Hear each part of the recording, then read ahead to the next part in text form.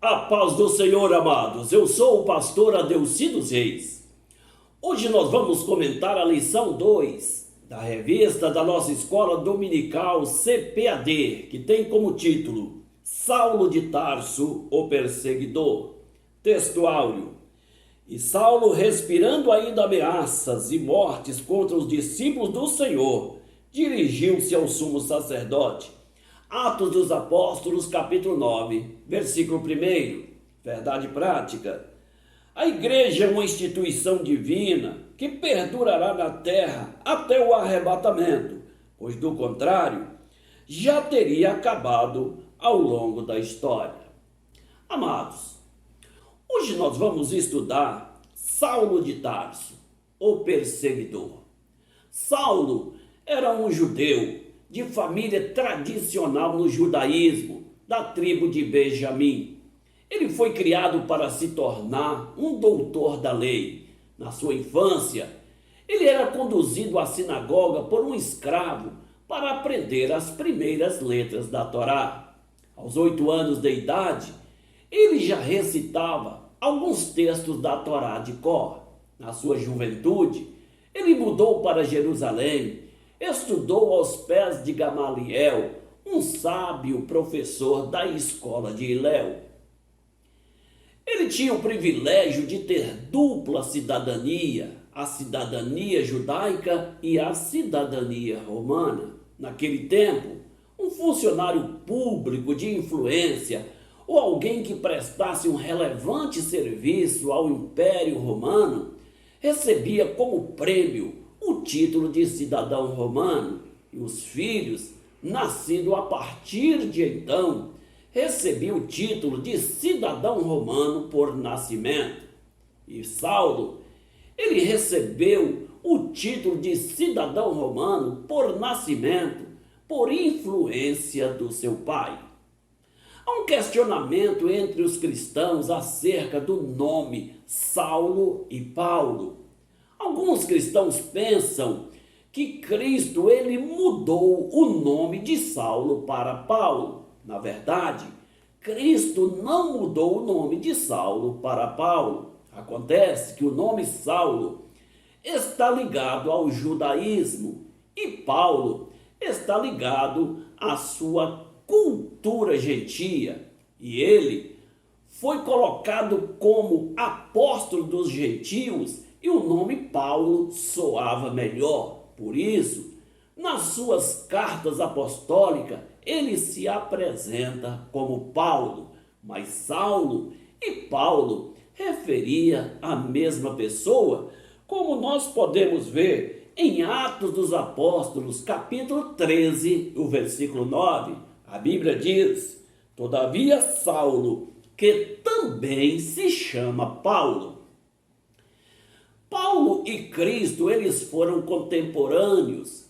Paulo era de idade um pouco menor, mas durante o ministério de Cristo, eles nunca se encontraram. Todas as pessoas que se encontravam com Jesus, ou o tornavam fervoroso seguidor, ou então um terrível perseguidor.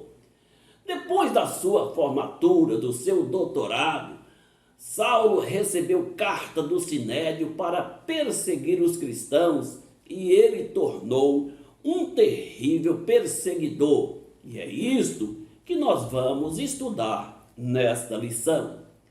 Vamos então para o primeiro tópico da nossa lição. Saulo de Tarso, o perseguidor implacável. Primeiro ponto. Saulo se descreve como blasfemo, perseguidor e opressor. A primeira carta de Paulo a Timóteo, no capítulo 1, o versículo 13, o apóstolo Paulo, ele afirma: a mim, que dantes fui blasfemo e perseguidor e opressor, mas alcancei misericórdia, porque fiz por ignorância e incredulidade. Veja que quando o apóstolo se apresenta como blasfemo, nós vemos aqui a ação de perseguição de Paulo contra a igreja. Essa expressão blasfemo diz respeito ao amaldiçoar, ao ultrajar, ao insulto que ele prestava aos cristãos. Mas ele reconhece, depois da sua conversão, que ele fez tudo isso por ignorância. Ele, após a conversão, pôde compreender a grandeza do amor, da bondade e da misericórdia de Deus que estava inserido na graça do Senhor Jesus. Por isso, ele afirma que alcançou misericórdia porque ele fez por ignorância e incredulidade. Muitas pessoas, muitas vezes, não compreendem esta grandeza da misericórdia do Senhor. A misericórdia de Deus, ela é profunda. A misericórdia de Deus, ela traz benefício para o cristão. E o cristão convertido precisa compreender esta grandeza da bondade e da misericórdia do Senhor. Existem pessoas que, embora são cristãs, não compreendem a profundidade da misericórdia. Eu pude conviver com um moço em uma igreja que trabalhei, e ele, todas as vezes que aproximava a Santa Ceia, ele então procurava receber a oração. Em um certo dia, eu não fui à igreja, e quando o dirigente chamou as pessoas, oferecendo ali a oportunidade de se ajustar com Deus, aquele moço também foi. Mas quando chegou no domingo, quando cheguei à igreja, ele estava no portão me aguardando, querendo conversar comigo. Conversamos ali em um lugar à parte. E ele então, afirmando que queria receber oração, eu perguntei: você veio sexta-feira? Ele disse sim. Você recebeu oração? Eu disse sim. Por que você quer então oração novamente? Aí ele afirmou que não se sentia perdoado, porque carregava um fardo pesado da vida pregressa e não compreendia a grandeza da graça de Deus, do perdão de Cristo através do seu sangue. Por isso, ele estava carregando um fardo pesado, sofrendo com aquele fardo, porque não sabia se auto-perdoar. Todas as pessoas que vêm para Cristo precisam compreender a grandeza da misericórdia e do perdão de Cristo. Em contrapartida, existem pessoas que estão na igreja há muito tempo e foi na vida pregressa uma pessoa nociva, uma pessoa pecaminosa, e quando dão oportunidade para ele testemunhar da sua vida, ele se exalta, apresenta as vantagens, conta com gosto as suas proezas da velha vida. Pessoas assim parece que não se mostra arrependida porque lembra do passado com orgulho por ser um homem violento, por ser um homem temido, e ele usa aquilo como um troféu. Na verdade, quando lembramos da nossa vida pregressa, nós devemos lembrar com pesar e até mesmo com arrependimento. É assim que a graça de Deus se aplica à nossa vida.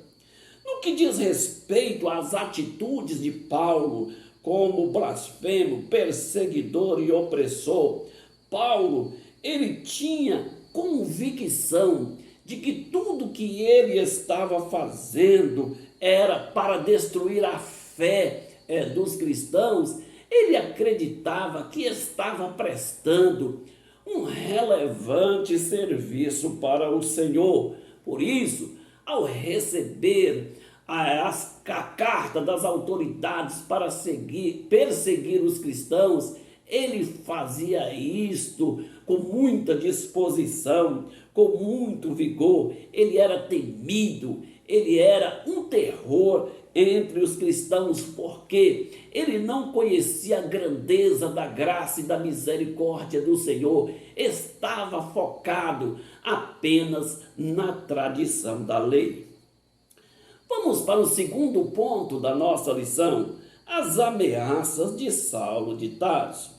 Veja, a Bíblia nos informa em Atos dos Apóstolos, capítulo 9, versículo 1, que Saulo, ele respirava ameaças e morte contra os seguidores de Cristo.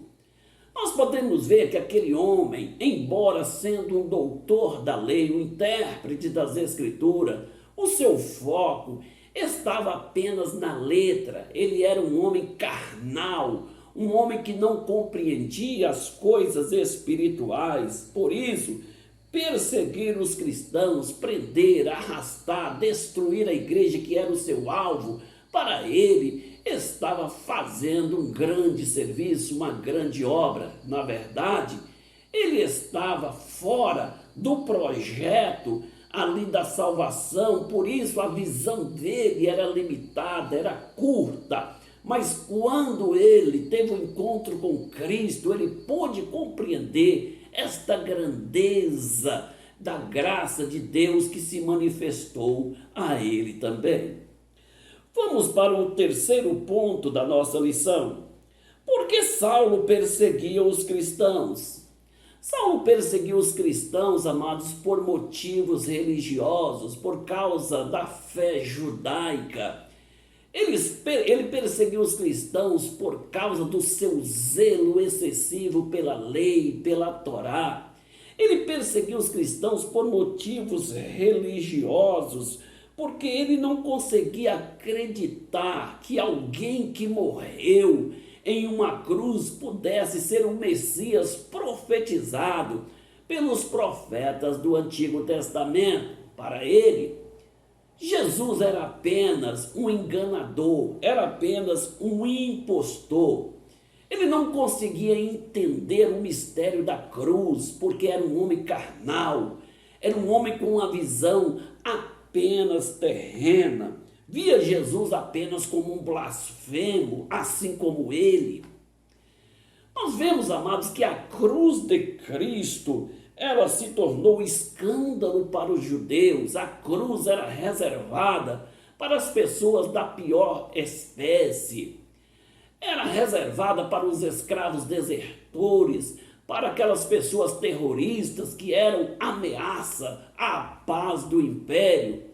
Então nós podemos ver que aquele que morria em uma cruz, ele era uma pessoa rejeitada, discriminada, até mesmo a sua família não tinha mais paz, porque era rejeitada. Desta forma, a cruz de Cristo se tornou um escândalo para os judeus. Ela se tornou também loucura para os gregos. Os gregos, na sua sabedoria, exportou a cultura do seu tempo. Na filosofia, exportou também o conhecimento filosófico. Mas mesmo diante de tanta sabedoria, eles não conseguiam compreender como que alguém morreu em uma cruz poderia ser o Salvador do mundo. Na cultura, na cultura grega, no entendimento da sabedoria grega, isso era um ato de loucura, e somente um louco poderiam acreditar nestas coisas. Mas a Bíblia nos informa também que a cruz, ela era maldição, e ela, na verdade, era maldição para os romanos e maldição para os judeus também, porque a Bíblia nos afirma em Gálatas, no capítulo 3, no versículo 13, a Bíblia nos diz: Cristo nos resgatou da maldição da lei, fazendo maldição por nós, como está escrito: maldito aquele que for pendurado no madeiro. Por esta razão, Saulo, depois da sua conversão, ele pôde afirmar na primeira carta aos Coríntios, no capítulo 1, versículo 23, ele diz: nós pregamos Cristo crucificado, escândalo para os judeus, loucura para os gregos, mas para os que são chamados tanto judeu como grego, pregamos Cristo, poder de Deus e sabedoria de Deus. Quando os olhos de Paulo abriu, ele pôde compreender a grandeza da graça, ele pôde ver que o sacrifício da cruz trouxe um efeito grandioso para a humanidade. Ele pôde compreender que Cristo, ele se tornou maldição por nós, para nos livrar da maldição da lei. Vamos então para o segundo tópico da nossa lição: a perseguição contra a Igreja de Cristo. Primeiro ponto: contra os seguidores de Jesus. A perseguição de Paulo contra Jesus era a perseguição contra a própria igreja. Paulo estava enfurecido contra a igreja, ele não compreendia os mistérios que pairavam sobre a igreja do Senhor, por isso ele respirava ameaça e morte contra os cristãos. E a intenção de Paulo era acabar de vez com a igreja, era eliminar a igreja. E Paulo, quando ele atacava a igreja, ele estava atingindo os cristãos, atingindo pessoas. E aqui nós podemos ver que no meio destas perseguições, Paulo se depara com uma situação impressionante, quando ele encontra um homem cheio do Espírito Santo. Este homem era Estevão, e ele, na verdade, ali diante daquela situação, trouxe ali uma grande mensagem, teve um comportamento extraordinário que impressionou Paulo. E é isso que nós vamos ver no ponto de número 2, quando nos diz Saulo de Tarso e Estevão. Saulo, ele era um erudito, um homem letrado, um homem refinado na cultura judaica. Ele chamava atenção devido à sua cultura hebraica, devido à sua cultura grega e romana, devido ao seu autoconhecimento na Torá. Mas, por outro lado, nós vemos Estevão, um homem que era um erudito no judaísmo, que tinha uma grande capacidade em anunciar as Escrituras.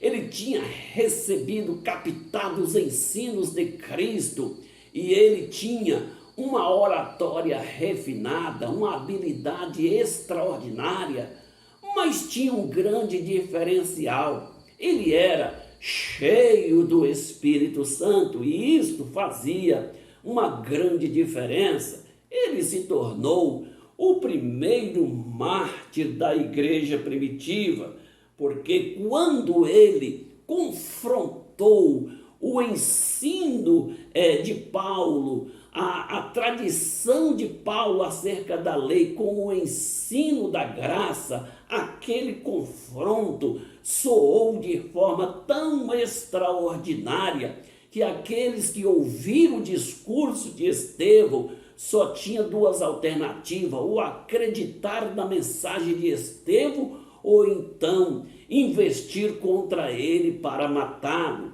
E foi exatamente isto que aconteceu. O discurso de Estevão confrontou com os discursos de Paulo, e nós vemos aí que Estevão, ele estava motivado pela sabedoria não humana, ele estava motivado não pela letra, mas ele estava motivado com o poder do Espírito Santo. E esta autoridade espiritual que estava sobre Estevão levou Paulo e todos aqueles que o seguiam a se investir contra Estevão para apedrejá-lo até a morte.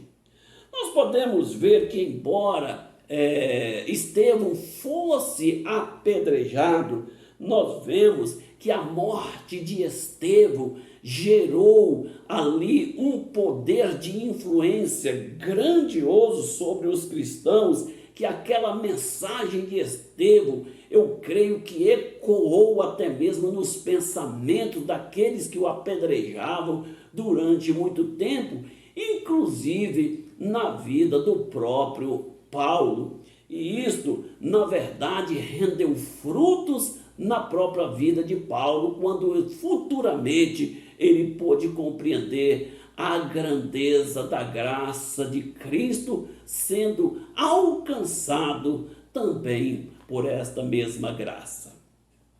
Vamos para o terceiro ponto. Uma intolerância religiosa e política contra a igreja atual. A igreja atual, ela continua despertando a ira de muitos opositores políticos e até mesmo líderes religiosos que não compreendem a grandeza da graça, que não compreendem a mensagem salvadora, salvífica que o Evangelho traz, uma mensagem que transforma o caráter do homem perdido, que transforma a vida do homem pecador. Então nós podemos ver que muitos ainda sofrem estas mesmas consequências no nosso tempo, sendo perseguidos por causa deste evangelho, sendo perseguidos por propagar o nome do Senhor. Então nós vemos que isto tem acontecido de forma terrível pelo mundo afora. Nós vemos que isto tem trazido muito sofrimento aos cristãos, vida tem sido arrastada, torturada, mulheres têm sido estupradas, sequestradas, cristãos em nosso tempo têm sido açoitados, estão sofrendo pelo mundo afora por causa deste evangelho. A igreja, ela continua sendo perseguida em nosso tempo. Nós estamos em um país cristão, temos liberdade ainda para pregar o evangelho, mas devemos orar por aqueles que estão em outros países, países fechados para o evangelho, países onde a mensagem da cruz é rejeitada. A igreja, ela continua tendo problema na época contemporânea e nós precisamos entender isso e orar pela igreja que está sendo perseguida pelo mundo afora.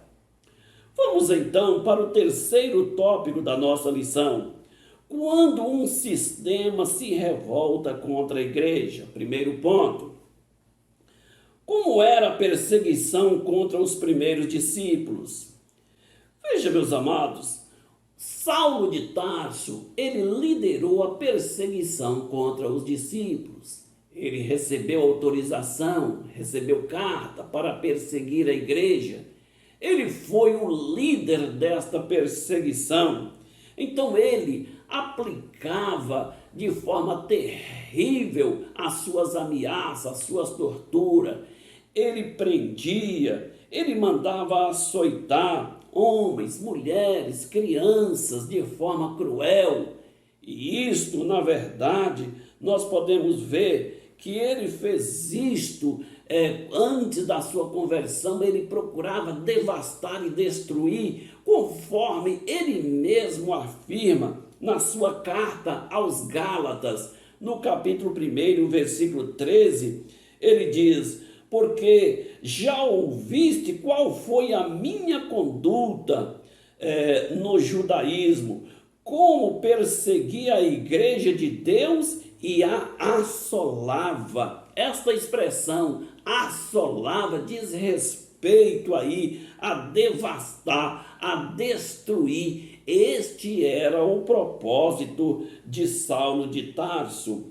Então, Saulo de Tarso, ele praticava as piores barbaridades contra a igreja. Então, ele fazia isso acreditando que estava realizando a melhor coisa para Deus, que estava fazendo a grande coisa para o Senhor. Então vemos que tudo isso aí, Cristo já tinha advertido aos cristãos no seu tempo, conforme João, no capítulo 16, o versículo 2, Jesus ele diz para os seus discípulos: expulsar-vos-ão das sinagogas. Vem mesmo a hora em que qualquer que vos matar cuidará fazer um serviço a Deus. Era exatamente isso que Paulo ele fazia. Ele procurava destruir a fé, destruir a religião, destruir os cristãos, acreditando que estava fazendo um grande serviço para Deus. Na verdade, ele fez isso no tempo da sua ignorância. Ele era focado apenas na letra, mas estava distante da graça. Ele estava focado apenas nas tradições, mas não compreendia a profundidade do amor, da misericórdia e da justiça de Deus que recaiu sobre Jesus, o Jesus da cruz. Ele então, pela ignorância, ele se tornou um terrível perseguidor da igreja. Vamos para o segundo ponto: perseguição, tortura e método. Veja, meus amados, este é um modelo de Saulo de Tarso: perseguição e tortura. Então, ele mesmo declara, depois da sua conversão, as suas proezas, como ele torturava, até mesmo psicologicamente, os cristãos. Ele impunha aí a tortura, a agressão psicológica, para levar os cristãos a blasfemar do nome de Jesus. Mas quando ele impunha essas punições pesadas, visando levar os cristãos a rejeitar Jesus, ou até mesmo a blasfemar de Jesus, o próprio Saulo, ele estava também blasfemando de Jesus. E ele usava estas regras dos açoites, ele usava a regra da prisão, da tortura, do apedrejamento, da morte e a agressão psicológica, que era uma das coisas piores.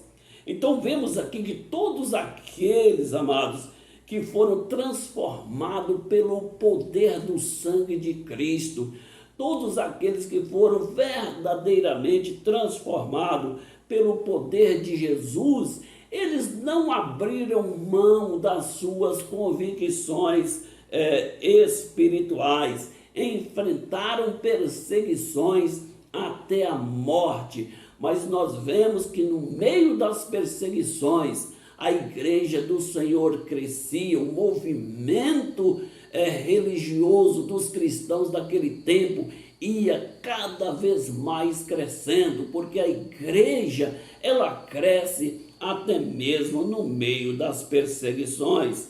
Muitos dos cristãos, mesmo diante das torturas, eles não negaram a sua fé em Cristo Jesus.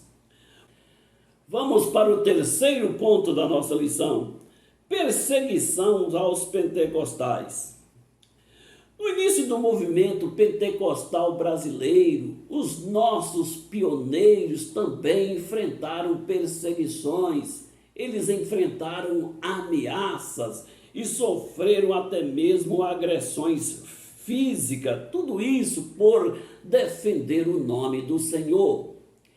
Naquele tempo, ser cristão era um grande desafio. Os cristãos eram chamados pejorativamente de protestantes, e ser protestante naquele tempo era motivo de sofrimento. As pessoas que se convertiam a Cristo muitas vezes perdiam os empregos. As pessoas que eram protestantes não encontravam trabalho. As crianças, adolescentes, os jovens, eles eram debochados das escolas, expostos publicamente ali em forma de gracejo, e eles sofriam as consequências por serem cristãos. Muitas situações aconteceram pelo Brasil afora. Nós podemos destacar o Nordeste brasileiro.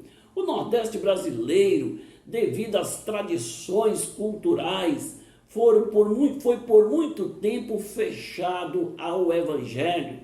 Eu tive a oportunidade de visitar o Nordeste brasileiro no começo da minha fé, quando eu comecei a pregar.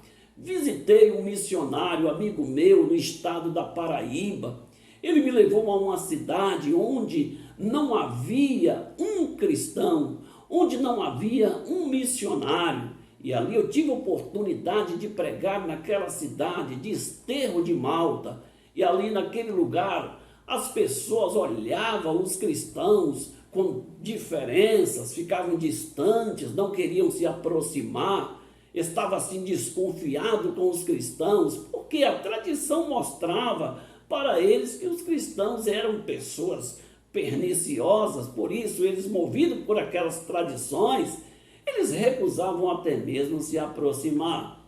Preguei também em uma pequena vila que hoje é a cidade de Ipueiras, e ali, quando foi feito o convite, a esposa daquele missionário ouviu uma moça chorando, e aquela moça queria se converter a Cristo, mas o seu pai dizia para ela que se ela se virasse crente, ela não poderia mais ficar na casa dele e não podia mais chamar ele de pai.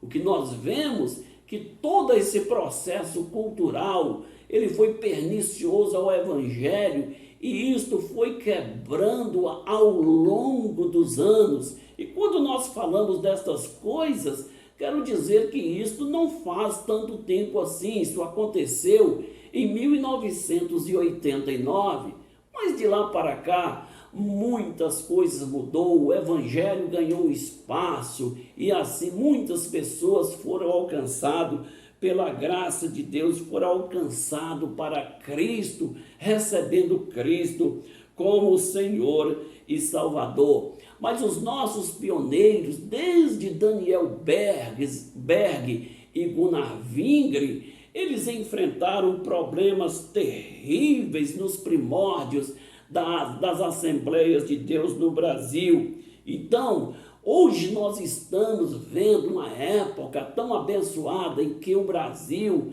tem milhões e milhões de brasileiros pentecostais, e isto, no princípio, custou um alto preço, mas nós vemos que foram alcançados pelo Evangelho, porque o Evangelho tem um poder transformador, o Evangelho tem um poder também de socializar as pessoas, mas nós devemos olhar para a história e ver que até mesmo na nossa pátria, no começo, o Evangelho e a igreja enfrentou barreiras culturais, enfrentou perseguições e até mesmo agressões físicas, mas o nome do Senhor foi proclamado e o nome do Senhor, ele trouxe para muitos a oportunidade de obter a vida eterna. O Evangelho foi proclamado,